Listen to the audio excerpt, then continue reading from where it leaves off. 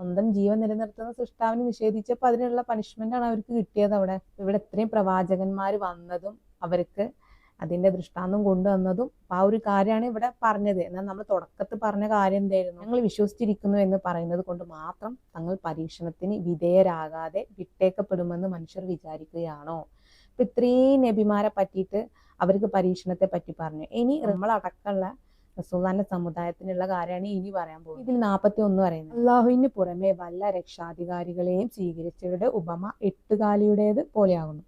അതൊരു വീടുണ്ടാക്കി വീടുകളിൽ ഏറ്റവും വെച്ച് ദുർബലമായതും എട്ടുകാലിയുടെ വീട് തന്നെ. അവർ കാര്യം മനസ്സിലാക്കിയിരുന്നെങ്കിൽ തനിക്ക് പുറമെ അവർ വിളിച്ചു പ്രാർത്ഥിക്കുന്ന ഏതൊരു വസ്തുവെയും തീർച്ചയായും അള്ളാഹു അറിയുന്നു. അവനാകുന്നു പ്രതാപിയും യുക്തിമാനും.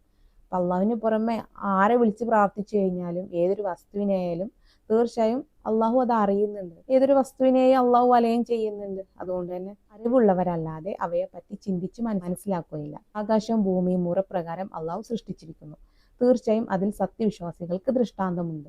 ഇനി ഇവിടെ 45 പറയുമ്പോൾ നബി സല്ലല്ലാഹു അലൈഹി വസല്ലമയോടാണ്, നബിയെ, വേദഗ്രന്ഥത്തിൽ നിന്ന് നിനക്ക് ബോധനം നൽകപ്പെട്ടത് ഓതി കേൾപ്പിക്കുകയും നമസ്കാരം മുറ പോലെ നിർവഹിക്കുകയും ചെയ്യുക. തീർച്ചയായും നമസ്കാരം നീചവൃത്തിയിൽ നിന്നും നിഷിദ്ധ കർമ്മത്തിൽ നിന്നും തടയുന്നു. അള്ളാഹുവെ ഓർമ്മിക്കുക എന്നത് ഏറ്റവും മഹത്തായ ഒരു കാര്യം തന്നെയാവുന്നു. നിങ്ങൾ പ്രവർത്തിക്കുന്നത് എന്തോ അത് അള്ളാഹു അറിയുന്നു. നബി സല്ലല്ലാഹു അലൈഹി വസല്ലമയോട് പറയണം എന്താ? നിനക്ക് ബോധനം തന്നത് എന്തോ അത് നീ ഓതി കേൾപ്പിച്ചു കൊടുക്കുക.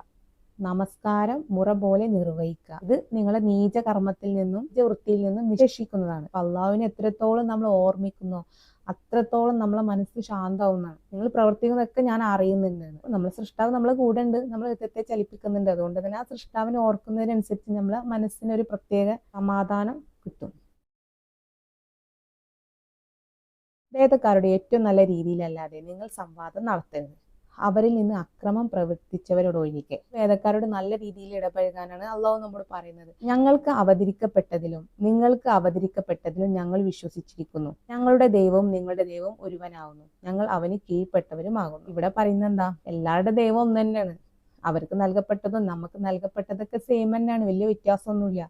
പക്ഷെ ഒരുപാട് കൈകടത്തൽ വന്നുകൊണ്ട് തന്നെ ഒരുപാട് കാര്യങ്ങൾ, യഥാർത്ഥ സത്യങ്ങൾ മറിഞ്ഞു പോവുകയും ചെയ്തു. നിങ്ങൾ മൂടപ്പെട്ടു പോയി. അതുകൊണ്ടാണ് ഇത്രയും അനീതി സംഭവിച്ചത്. അതുപോലെ നിനക്കും നാം വേദഗ്രന്ഥം അവതരിപ്പിച്ച് തന്നിരിക്കുന്നു. അപ്പോൾ നാം മുമ്പ് വേദഗ്രന്ഥം നൽകിയിട്ടുള്ളവർ ഇതിൽ വിശ്വസിക്കുന്നതാണ്. മുന്നേ വേദഗ്രന്ഥം നൽകിയ ആളുകൾ ഇതിലും വിശ്വസിക്കുന്ന അള്ളാഹു പറയാണ്. അവർക്ക് നൽകിയതും നമുക്ക് നൽകിയൊക്കെ സെയിം തന്നെയാണ്. പറയുന്നത് സൃഷ്ടാവനാണ്. ഈ കൂട്ടരിലും അതിൽ വിശ്വസിക്കുന്നവരുണ്ട്. അവിശ്വാസികളെ അല്ലാതെ നമ്മുടെ ദൃഷ്ടാന്തങ്ങളെ നിഷേധിക്കുകയില്ല.